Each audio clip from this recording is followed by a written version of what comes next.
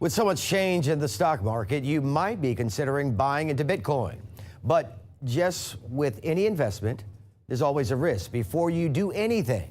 10 News reporter Bianca Gurlo breaks down what Bitcoin is. Put simply, Bitcoin is digital money. It works much like when you go online to buy something. It all happens electronically, no physical dollars. Here's the big difference.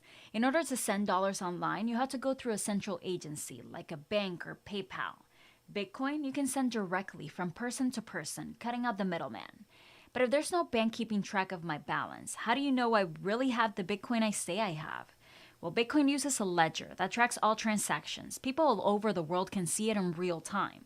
So when I send my Bitcoin, it's noted, so I can't spend the same Bitcoin again. And how do we know it's my Bitcoin? Well, every transaction has a unique signature that proves it's me. But instead of my name, it shows a series of letters and numbers that keeps me anonymous.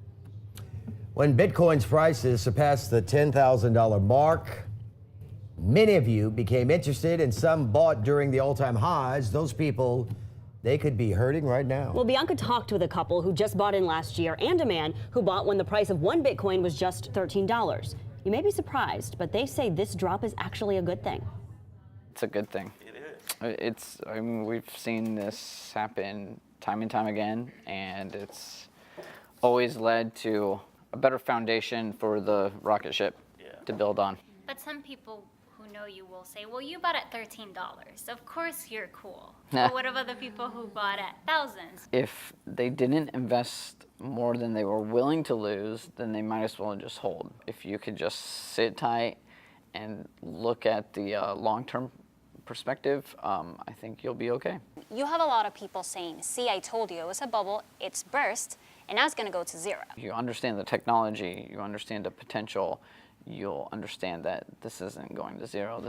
We're just getting started. We believe in the technology, as she was saying, and I think that that's what's going to carry cryptocurrencies in the long haul. I'm assuming the way you talk about it, you have some skin in the game. When it started dropping like this, did you get nervous? Did you start sweating? Well, we all get a little nervous, you know, when we see red. There's a coin that was called Ant Shares. It's now Neo, and it dropped by over half in the next like couple days, and he was like, "Babe, oh my gosh," and so he's like, I gotta get out. I said, no, you need to buy more. I'm like, just buy more, and he did not listen to me. And then now that same coin is what? Even in the red, what is it at? Do you know? In the 90s, right? In the 90s. Yeah. Okay? Like, we would have been gravy. You only invest, you know, what you can sustain in a sense, you know?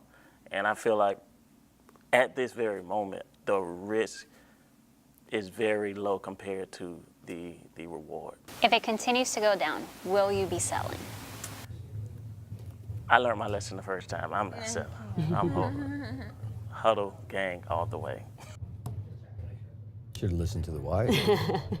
Now, with big changes in both Bitcoin and the stock market, we are asking, how confident are you in the U.S. economy going forward? Well, you're voting at WTSP.com/vote now. Stay logged in. We have got more questions for you throughout the newscast.